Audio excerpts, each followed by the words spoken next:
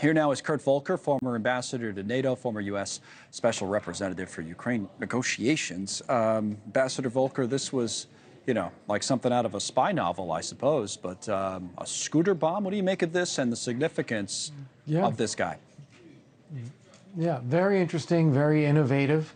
It reminds you the kind of thing that Israel would do with the Iranians or Hezbollah or Hamas, where they target individuals responsible for some of the worst crimes against Israel, and Ukraine doing something very similar here, and shows a lot of the ingenuity and the reach of Ukraine, which is important because they need to make sure that Putin understands that Ukraine's capable of hitting back. It's not just a free ride for Moscow in attacking Ukraine the way it does. And as they move into the prospect of a peace later this year, early next year, with President Trump pushing for that, that it shows that Ukraine has capability as well and that Russia needs a peace as much as Ukraine does. Yeah, you need some sort of leverage, right, in those negotiations that are coming. Exactly. Where does Ukraine stand in that regard, do you think, right now? Well, yeah, unfortunately, they're having a hard time on the front line. They're having difficulties with getting enough people, so mobilization is an issue for Ukraine. And getting enough weapons and ammunition is also constantly a challenge for Ukraine. Russia doesn't have much ability to advance. They're wasting lives. They're 1,500 lives a day that they are wasting in an effort to just take small swathes of territory, but gradually advancing eastward. Russia's main effort is firing missiles and drones at Ukrainian cities at night, trying to knock out the civilian infrastructure, particularly energy grids, in the middle of winter. And so it's a tough spot for Ukraine right now.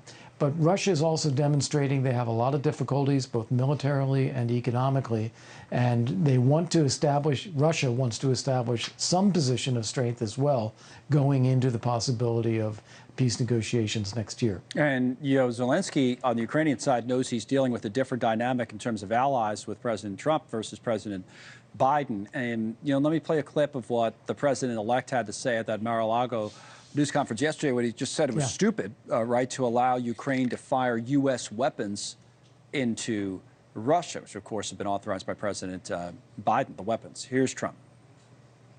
I don't think they should have allowed missiles to be shot 200 miles into Russia. I think that was a bad thing. And that brought the Koreans in, North Korea, another man I get along with very well. I'm the only one that does. But that did a lot of bad things. I don't think that should have been allowed, not when there's a possibility, and certainly not just weeks before I take over. Why would they do that without asking me what I thought? I thought it was a very stupid thing to do.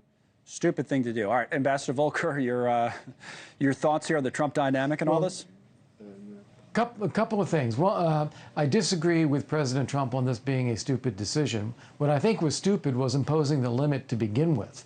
There's nothing that says in international law you can't hit back at military targets if you're in self-defense, if you're defending your country. It was imposed by the Biden administration as an effort to try to appease Russia, and it failed because Russia was not appeased. They just kept attacking.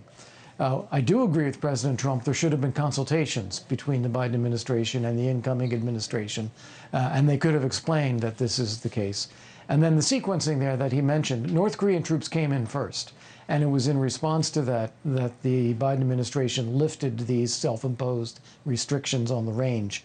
As I said, restrictions that should never have been there to begin with. It's an interesting dynamic. The Biden administration is claiming the decision was made before the election, before they would have consultations for what it's worth. I don't know, and then carry it out afterwards. But Trump clearly doesn't buy that. Yeah, and that's just amazing as well. If they believed it was the right thing to do, right, and then they wanted to wait until after the election, that just shows a lack of leadership as well. Ambassador Volker, thank you, sir, for coming on. Hopefully we'll talk to you again soon.